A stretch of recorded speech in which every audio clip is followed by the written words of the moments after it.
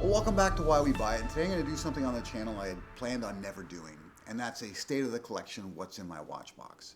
And the reason I'm doing this is because one of my followers, JR McGrail, shout out to you, buddy, asked me to do it because unlike other YouTubers that cover watches, none of my watches were given to me. I bought all of them, right? I'm not doing a state of the collection and 90% of what's in the watch box was free because that isn't an honest representation of what someone would own had they actually had to buy them themselves.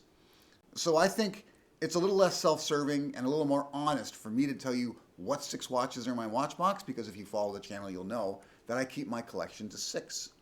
And I thought now would be a good time to do it because I do plan on adding a new watch soon, and I already have listed one of these watches for sale, and I'll let you know which one later in the video. But what I'm going to do this video about primarily is why I own these particular 6. Why it's these 6 that have lasted in the box for X number of years or X number of months, depending on which one I pull. And why I may or may not get rid of them at some point. So stay tuned. I've got some very interesting watches in the collection. If you haven't seen my previous videos, you don't know what to expect. I am not a watch snob. This isn't a bunch of expensive watches or strictly automatics. I got a combination of both quartz and automatic. And I'm going to begin with the least expensive automatic in my collection. Let's get to it.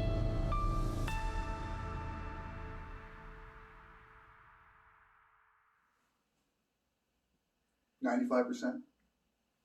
95? Come on. Come on. You got to be able to do better than that. All you got to do is click subscribe. It's easy. It's click. And you're a part of the team. No, come here. Come here. Come here, buddy. Come here. Come here. Look. Look. Look. Look how sad he looks. Look how sad he is. And that's because 95% of you haven't subscribed. Make him a happy puppy. Click subscribe.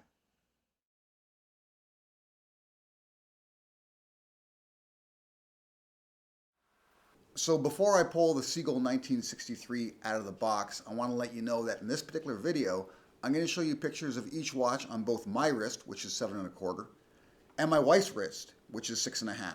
So you get an idea of how these watches look on a more average sized wrist and a smaller sized wrist, depending if you're interested in them. Now, the Seagull 1963, and this feels strange because I'm not wearing a watch because of doing this video. It just I feel naked. But the Seagull 1963 was a relatively easy pick for my collection and one of the only watches in my watch box that I didn't see first before I bought it. And that's something that's a little different with my collection than most, is that even though it's a relatively affordable collection and I have owned a number of different micro brands in my collection, I tend to have the opportunity, or I make the effort to see the watches and try on the watches I purchased before I actually do. And in this case, I had not come across somebody with one of these and I had never seen one up close and personal, but I went ahead and bought it anyways. And the reason I bought it anyways is, number one, this is a 38 millimeter. And I know even with the slightly longer lugs, a 38 millimeter is going to look good on my wrist, right? And number two, there is a ridiculous number of reviews of this particular watch online, and practically everyone likes it. Okay, no one really dislikes this watch. There are a few people out there where it's not really for them. Maybe that sort of gold face is a bit much. But for the most part, everyone likes this watch. And the primary reason I got it is that movement, right? It's the column wheel chronograph movement. And in order to see it, I went with the exhibition case back, which is not true to the original, but that doesn't matter to me. All that matters to me is you have this gorgeous looking movement that you can admire whenever you feel like it. And that's why I got it, because before this watch, I owned a number of watches with exhibition case backs that had really boring movements on them, right? We're talking 2824-2s, 4R series from Seiko, 6R series from Seiko, Miyota 8 series and 9 series. Like the majority of these movements, unless they've been really, tweaked out are generally boring movements. Whereas I look at this and it looks like something from Langenson, right? It looks like something ridiculous. And for what you pay for it, right? This watch was around $200 Canadian for me. Is unbelievable. It really is. It's unbelievable. And I've done full reviews on all of the watches I'm going to show you, but something I like to mention in this particular state of the collection is that if you are interested in a Seagull 1963, pay up for it. Don't buy the cheapest one you can find, because these do have a tendency to maybe crap out on you, but the ones that do are the cheap models, right? You know, Seagull's like every other watch movement manufacturer. They have a number of different grades of movements they make, and they make the absolute cheapest movements for the companies that are willing to pay the least, right? The way they see it, as long as they've got a buyer, they'll crank out movements, and if they want it for bargain basement prices, they're not going to put as much QC into making those movements. Whereas if you buy it from a more reputable seller and you do pay a little bit more for it, chances are, like myself, you're going to have one that lasts a very long time. This is actually the second oldest watch in my watch box. I've had it for quite a few years now, and I still love it. So that's why it's in my watch box. The reason it remains there is, one, it's hard to find anything with a movement this beautiful for the price, and two, because I got it for only around $200 Canadian, to sell it, what am I going to get? $100, right? I mean, for $100, I think I'd rather keep it. The only way this watch ever leaves my collection is if I gift it to somebody.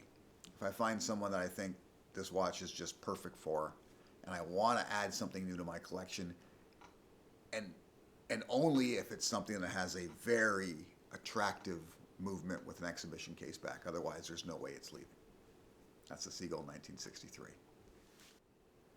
So the next watch I want to pull out of the box is actually the least expensive watch in my collection, and it's the one I've had the longest.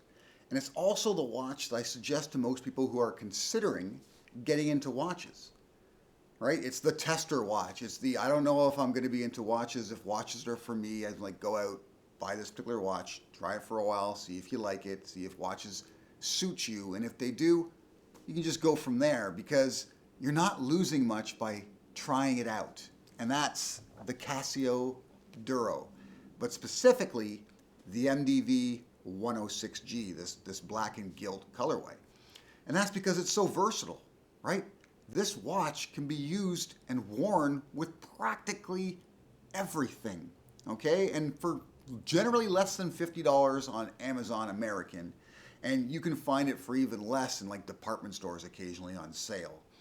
But really, for a $50 investment, you get stainless steel, gilt colorway, screw down crown, 200 meters of water resistance, lume, it's not the greatest, but it's got it, 120 click bezel, right? It's got a tiny little bit of back play in it, but it sits on the markers. Like, you can't go wrong. I've worn this watch with suits. I've worn this watch with a t-shirt. I've gone actually diving, scuba diving with this watch. Like, it's done everything. It's taken a beating, and it's still got a fair amount of polish on it. I mean, it's not high polish, but it still looks like a bit of a dress piece. Now, depending what strap you put it on, in this case, we're at the end of summer, so I had a silicone strap on it because I wore it swimming and the like. But it's hard to find a watch, practically impossible, really, to find a watch that does everything this watch does anywhere near the cost, right? Anywhere near it. From a reputable brand. Now, some people may look at this watch online and they see the case size of it, and that might turn them off, right? It's not exactly the smallest case. I got 43.8 millimeters, right? So it'll be advertised as a 44 millimeter case. But because it's a quartz, it sits very flat. It doesn't really look like that big on my wrist. Again, I got a 7 1/4. I'll show you the picture with my wife, 6 1/2. It does look a bit big on her wrist, but not significantly because it's got relatively short lugs. It's just a fantastic watch. So getting it made total sense to me because I travel a lot and I wanted a watch that I could pretty much wear anywhere, and because it's so inexpensive, if I lose it, if I get robbed, it's a watch that I can replace very easily, right? The reason it's still in my box is that, come on, it's $50, right? It's $50. I'm not going to sell it. What's the point?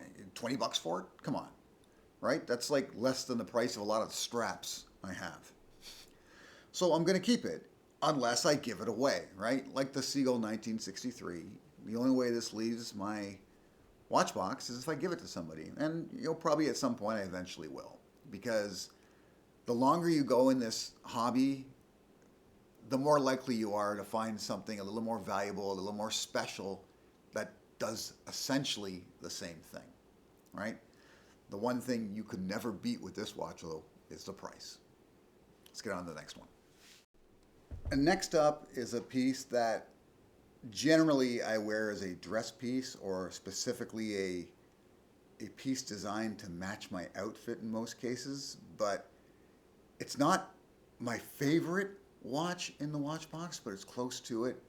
But it's definitely the watch I enjoyed acquiring the most.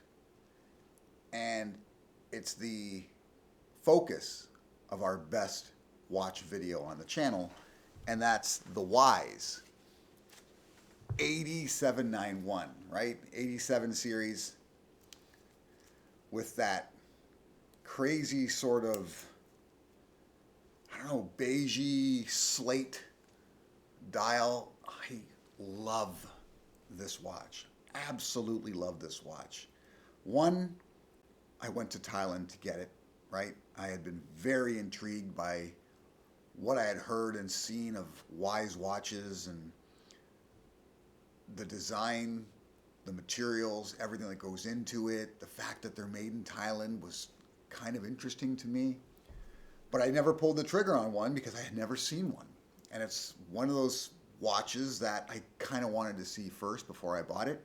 When the opportunity to actually visit one of their boutiques in Bangkok, Thailand came about, I jumped at it, and I was not disappointed. Their watches flat out blew me away. Just blew me away. I've seen a lot of different watches from a lot of different micro brands, and it's rare that you see something this refined with such great polish and finishing. And something I love about Wise is that you'll notice in the micro brand space, especially now, that a lot of micro brands are resorting to using specialty, like exotic dials, like mineral dials, right? Gemstone dials, or kind of out there designs, right? In order to grab your attention and hopefully generate some interest within the watch collectors. But Wise, for the most part, doesn't do that. Okay, they make some watches that are very traditional in design. It's their own designs, but it harkens back to, 60s, 70s designs in a lot of cases, right? Very traditional. And they don't go over the top with specialty materials or gemstones and such in order to have you take notice. They just focus on making a really well-made watch, and it's obvious when you see them up close.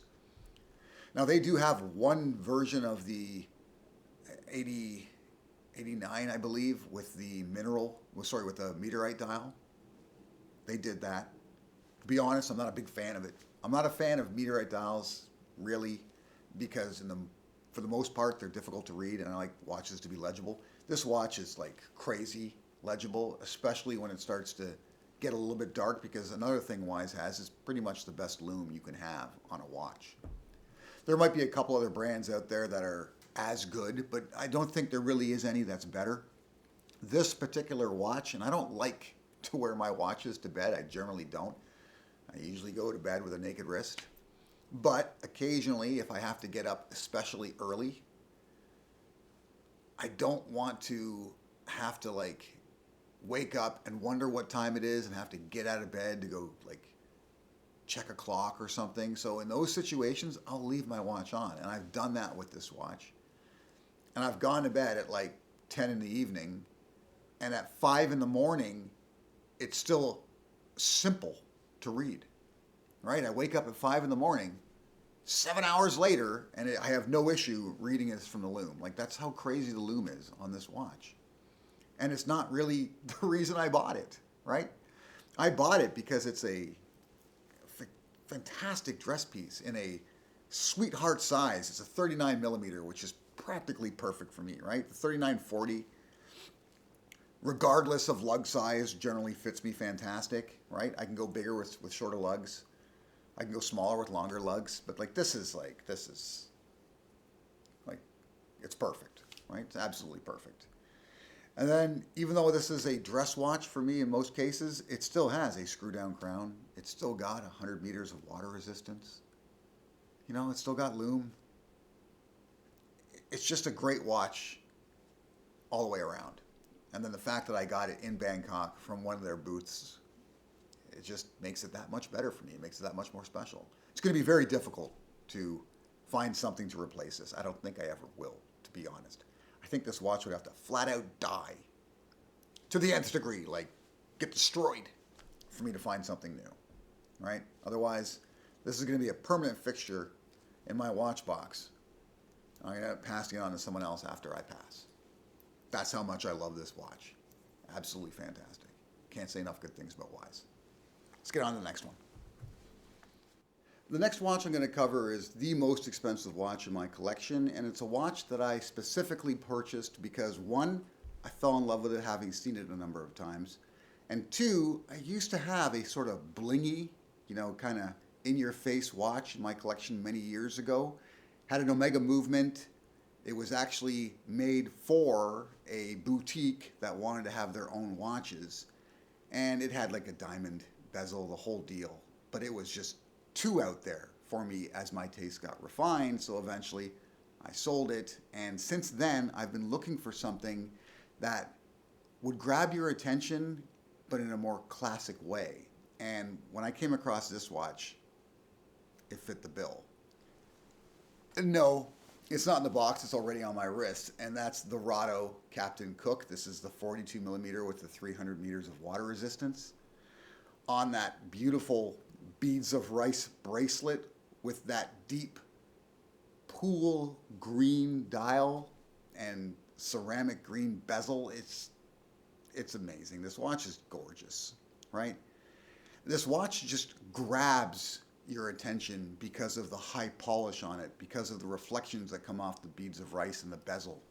Most people, when they see this at a glance, they assume it's a Rolex because that's just the luxury brand that most people are familiar with. And then I kind of have to educate them about what it is actually and why it is that I chose a watch like this over something like a Omega, right? Or a high-end Hamilton, a Longines, Frederic Constant. Like, why I went for Rado versus the rest of those more maybe recognizable brands, and that's because Rado has its own unique design language that a lot of those other brands don't, right?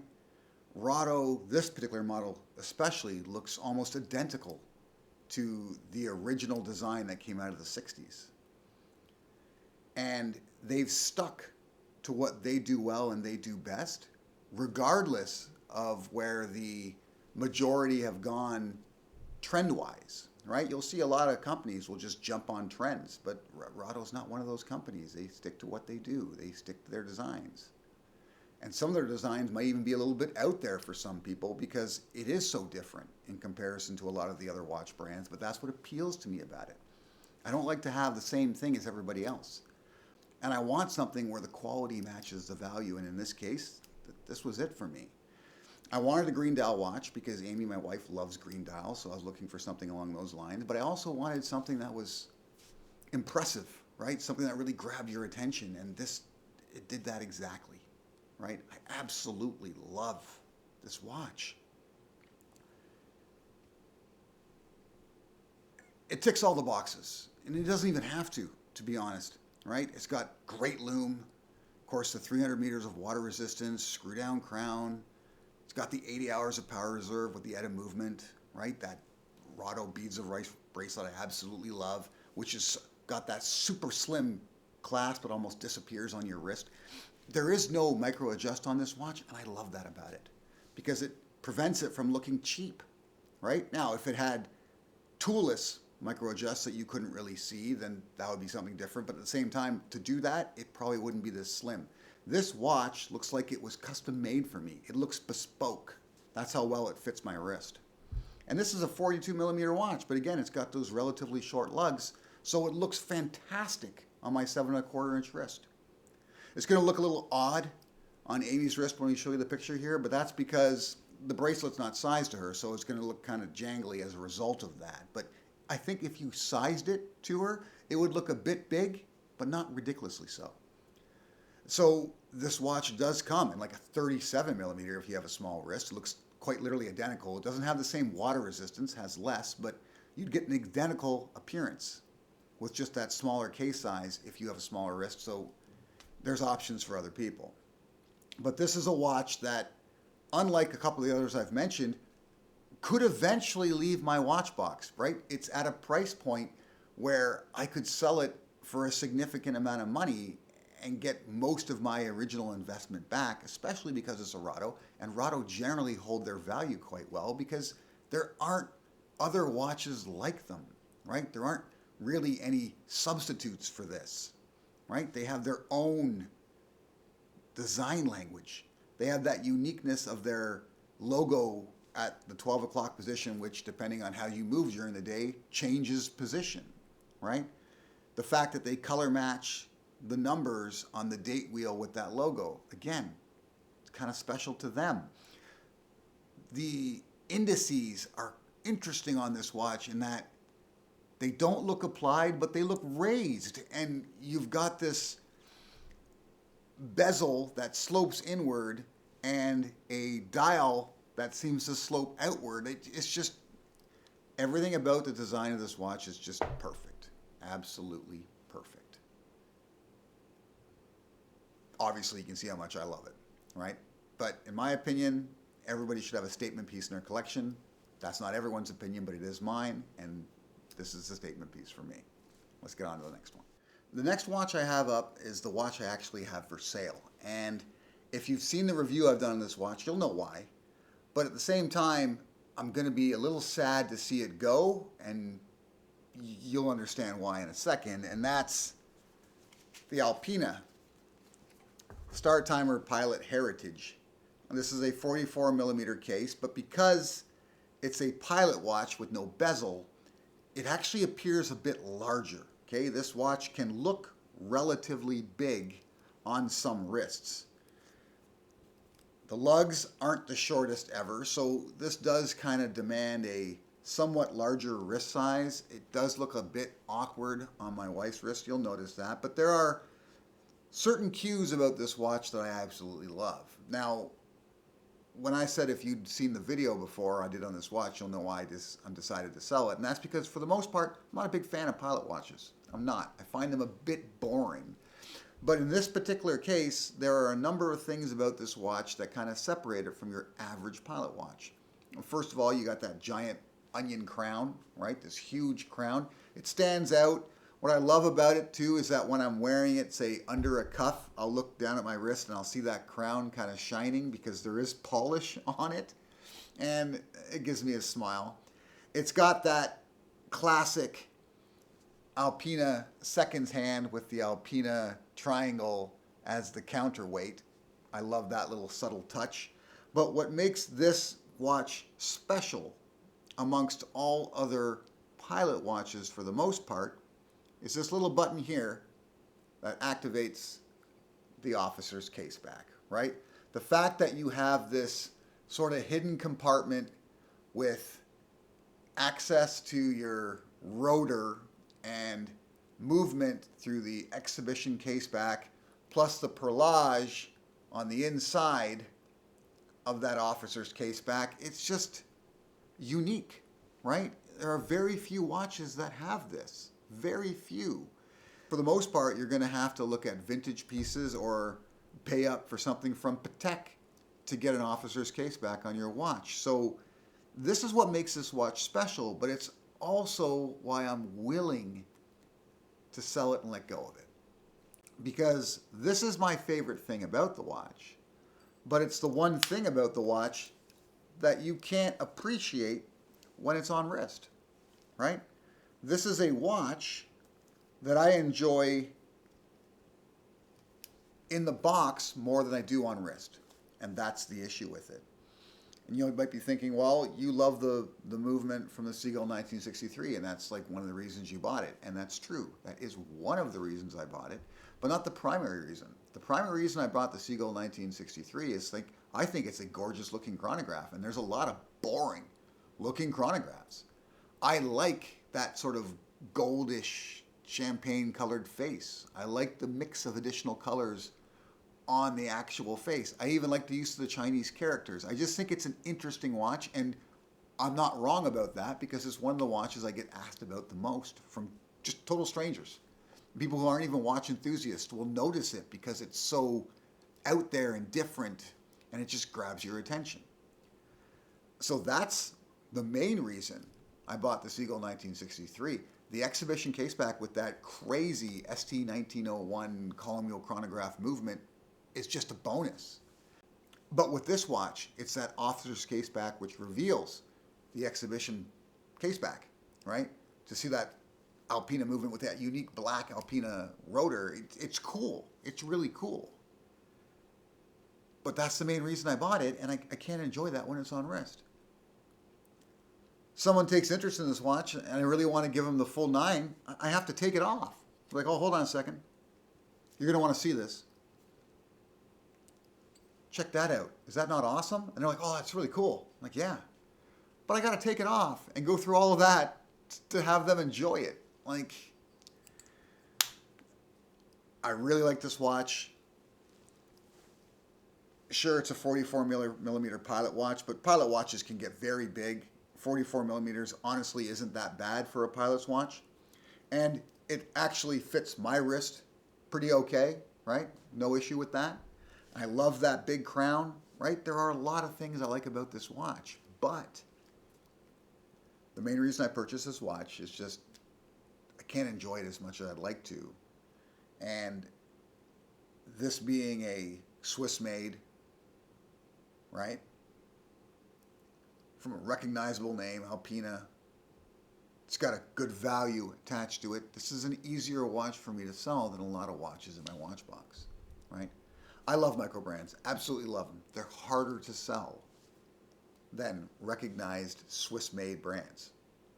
Much more hard to sell. So this ends up being the one that I'm letting go of in order to add something new to the collection. If you're interested, I'm in the Greater Toronto area. It's on Facebook Marketplace. Hit me up. Got to mention this though. I do love their leather straps with that built-in stainless steel keeper on the buckle. Cool idea. Very simple, but very useful and interesting idea to add that additional built-in keeper to the buckle. I love it. Let's get on to that. Get on to the last watch. So let's get on to the final watch in my 6-watch collection, and it's my favorite watch. Okay, and it may surprise you, or some of you who haven't seen the videos yet, that it's a quartz. And that's the Casio Oceanis T200. This watch is next level. I mean, that's the only way I can put it. The capabilities behind what at first glance just looks like a well-polished three-hander is mind-blowing when you really think about it, right? This watch is a perpetual calendar, right? Because this watch syncs up to radio towers, or if you'd prefer, a Bluetooth app in order to keep the time bang on all the time, right?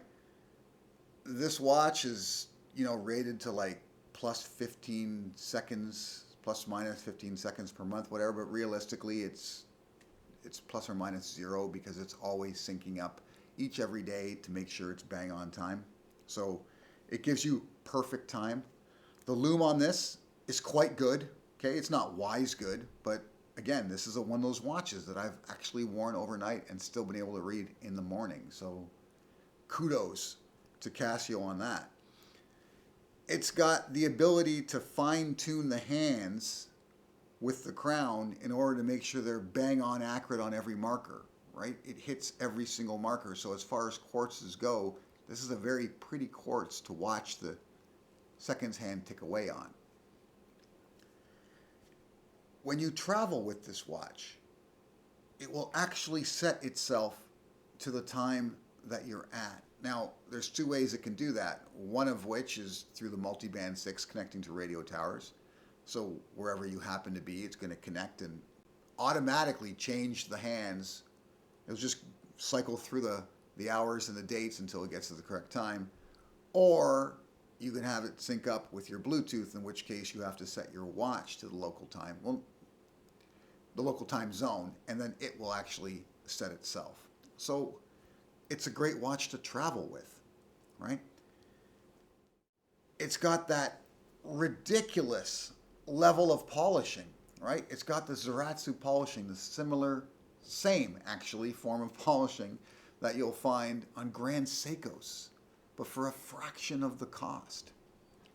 And it's got that tough solar movement, the best movement you find in Casio G-Shocks, so it doesn't require any battery changes, right? This thing can sit dormant in total darkness, even though it's solar powered, for like 5-6 months. The second it hits the light, it just sets itself to the current time. It's like the perfect lazy man's watch because it does everything for you, right? But at the same time, it's the perfect travel watch because it can sync up with the local time zone. And it's also a perpetual calendar. Like, it's fantastic. It's absolutely fantastic. The design, although simple, is intricate, right? It's got those floating indices, deep blue with the blue tint on the anti-reflective coating to give you multiple layers of depth when you look down at it. You can dress this watch up, you can dress this watch down. I've worn it with a suit. I've worn it with shorts and a tank top, like depending which band you put with it. I absolutely love this watch. It's my favorite watch currently because things can change, right? If you're a watch collector and you're relatively new to the hobby, you're going to notice as the years tick by that you're going to find watches you absolutely loved at some point that you end up disliking years later because your tastes change and because you learn more about the hobby, you learn more about horology, and you find out things that are just that much more appealing to you that you hadn't even thought about in the beginning. When I first got into really collecting watches, one of the most important things to me was the movement.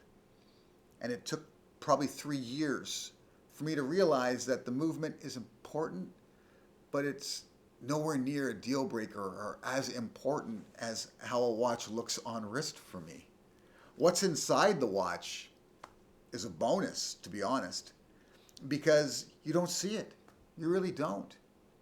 So having a specialty movement or an in-house movement underneath the hood, so to speak, isn't as important to me as what the actual shell looks like and how it impresses you on wrist or grabs your attention on wrist. So your taste will change. 100% they will.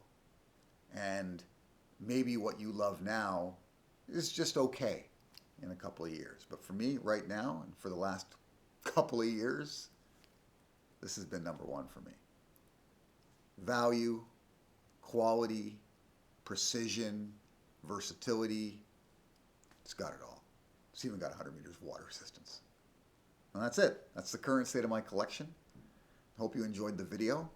I will do another one of these maybe in 6 months, maybe next spring. I'll do one of these because I know I'm going to have a watch change by then, or maybe I'll just wait it and just make it an annual thing.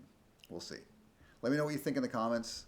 Let me know if it was too short, too long, if you want to know more. And like I said, all of these watches have reviews on our channel. Till next time.